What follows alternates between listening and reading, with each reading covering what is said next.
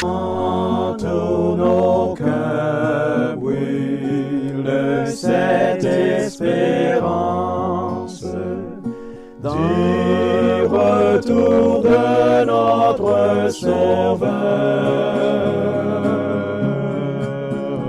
Différents faits divers nous interpellent et nous incitent à la réflexion. Ils annoncent un événement imminent et d'une grande importance. Mais comment l'analyser? En écoutant Jean-Claude qui, à la lumière de la Bible, t'accompagnera et te permettra d'être prête, d'être prêt pour le retour de Jésus. Note que les éditions spéciales sont disponibles sur YouTube. Quelle est la réponse 2? Le 2, c'est le chiffre. Je te salue fraternellement en Jésus-Christ, le Sauveur du monde. C'est Jean-Claude qui partage avec toi cette nouvelle série qui s'intitule « Découvrir la vérité ». Marco et Jean-Claude sont encore heureux aujourd'hui de venir vers toi afin de te présenter les paroles de vie qui viennent directement de l'Éternel des armées. Aujourd'hui, notre thème est la possession. Juste avant, prions et que le Saint-Esprit nous accompagne. Notre Seigneur et notre Dieu, combien nous sommes heureux de venir vers toi, une fois de plus afin d'étudier ta parole. Cet esprit, conduis-nous dans toute la vérité. Et qu'au terme de cette étude, nous puissions encore grandir.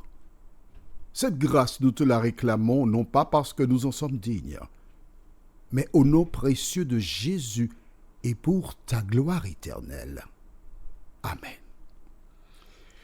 Nous avons vu précédemment comment l'Éternel a pourvu. Tu te rappelles, je te disais que quels que soient les problèmes que tu rencontres, l'Éternel pourvoit toujours à nos besoins. De la même manière, quand ton véhicule n'a pas de carburant, que fais-tu? Tu te rends à la station-service, tu fais le plein de carburant. Mais tu seras amené à revenir aussi longtemps que tu utiliseras le véhicule. De même, quels que soient nos besoins, nous allons non pas à une station-service, mais à celui qui a déclaré « Venez à moi, vous tous qui êtes fatigués, chargés, et je vous donnerai du repos. » Alors, aujourd'hui, continuons de venir à l'Éternel, qui donne à celle et celui qui le cherche toutes les solutions aux problèmes. Aujourd'hui, nous voyons au livre de Genèse, chapitre 23, et nous lisons les versets 1 jusqu'au verset 4, la possession. La vie de Sarah fut de 127 ans. Telles sont les années de la vie de Sarah. Sarah mourut à Kirja Arba, qui est Hébron, dans le pays de Canaan, et Abraham vint pour mener deuil sur Sarah et pour la pleurer. Abraham se leva de devant son mort et parla ainsi au fils de Heth. « Je suis étranger et habitant parmi vous. Donnez-moi la possession d'un sépulcre chez vous pour enterrer mon mort et l'ôter de devant moi. » Nous nous arrêtons ici. 127 ans. Et voici que Sarah rend le souffle de vie. Je voudrais te rappeler comment l'homme a été créé car beaucoup de personnes se perdent ou ont été trompées en écoutant des enseignements contraires à la parole de Dieu. Certaines personnes pensent qu'à la mort, une personne monte au paradis. D'autres pensent le contraire. Alors, selon toi, comment Dieu a-t-il créé l'homme? Quelle est la nature de l'homme? Nous en avons déjà parlé précédemment, mais il se trouve que parfois, certaines personnes oublient et d'autres encore sont nouvelles. Alors pour les nouvelles, surtout, allons dans le livre de Genèse chapitre 2, verset 7. Genèse 2, verset 7 déclare: « L'Éternel Dieu forma l'homme de la poussière de la terre, et il souffla dans ses narines un souffle de vie, et l'homme devint une âme vivante. » Donc l'homme est constitué de quoi? La poussière de la terre, le souffle de vie. Mais le plus important, c'est quoi? La volonté de Dieu. D'accord? Alors, je vais utiliser une métaphore pour que tu comprennes. Un jour, Dieu, le Créateur, a pris la poussière de la terre. Il en a fait une grande poupée. Il a soufflé dans les narines de la poupée son souffle. Le souffle de vie. Et l'homme devint, dans ma version de la Bible, alors dans certaines tu peux lire un être vivant, mais dans la version que j'ai, la seconde, révisée, et l'homme devint une âme vivante. L'homme donc n'a pas une âme, mais l'homme est une âme. Prenons une autre métaphore, parce que je voudrais que tu comprennes cela. On parlera de la lumière, j'aime beaucoup celle-là. Pour avoir la lumière dans ta chambre le soir, parce que la journée tu n'en as pas besoin, tu as l'interrupteur, l'électricité qui circule à travers un câble et l'ampoule ou le tube. C'est toi, ta volonté, qui t'incite à utiliser un doigt ou plusieurs doigts pour appuyer sur l'interrupteur qui donne l'ordre à l'électricité de se rendre vers l'ampoule et à ce moment, tu as la lumière. Il est maintenant, pour certains, 0 heure. Ils décident d'aller dormir. Mais moi, avant 20 heures, j'appuie sur l'interrupteur. À ce moment, je n'ai plus de lumière. Que se passe-t-il? Si un autre membre de la famille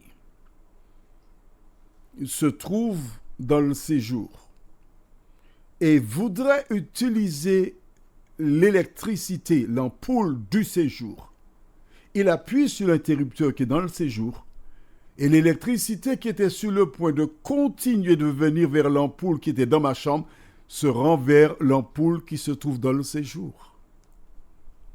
L'électricité ou le souffle de vie est à la disposition de Dieu qui l'utilise comme bon lui semble.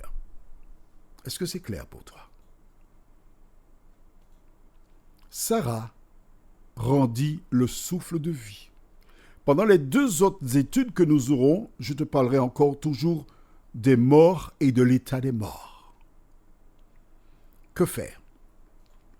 Beaucoup de personnes soutiennent et s'appuient sur un verset de la Bible que nous lirons dans 2 jours, où Dieu déclarera à Ève et Adam: tu es poussière et tu retourneras dans la poussière.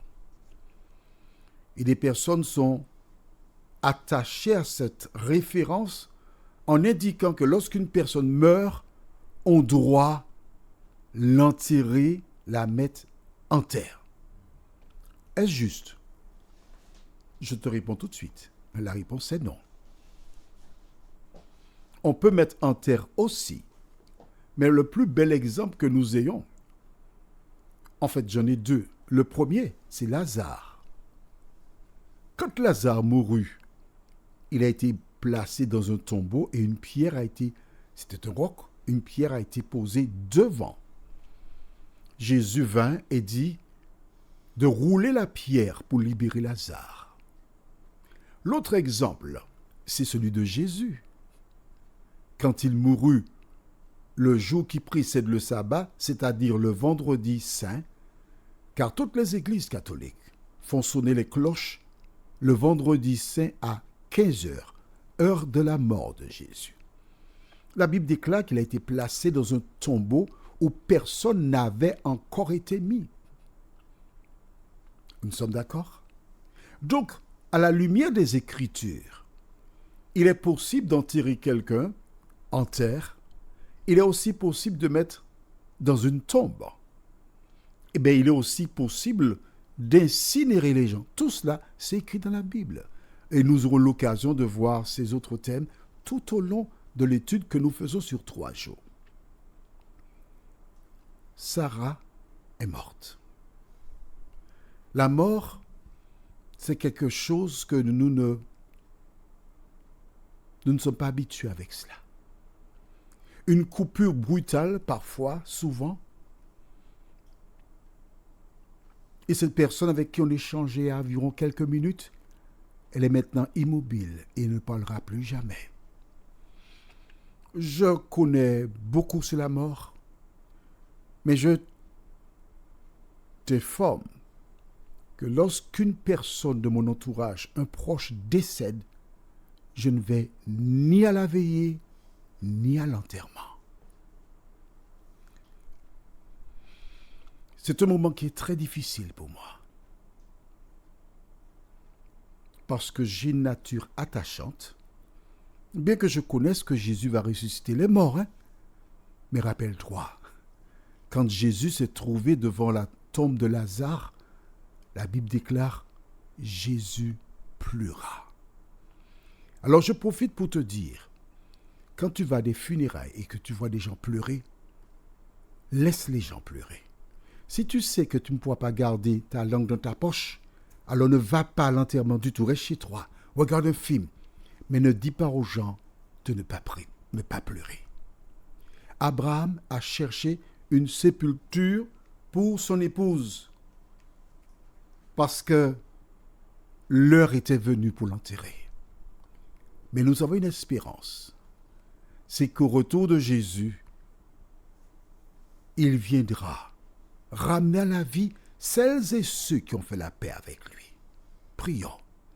Notre Seigneur et notre Dieu, parmi ces personnes qui écoutent cette étude, plusieurs ont perdu récemment un membre de leur famille. Mais Seigneur, nous croyons qu'un jour tu reviendras pour ramener à la vie celles et ceux qui ont fait la paix avec toi. Sachant que la mort rôde, de nous aider dans nos rapports avec les uns et les autres à vivre en paix, à faire la paix avec toi. De telle sorte que si la mort arrive à notre porte, nous puissions partir en paix avec l'assurance d'obtenir la vie éternelle. Merci pour ta parole, Seigneur.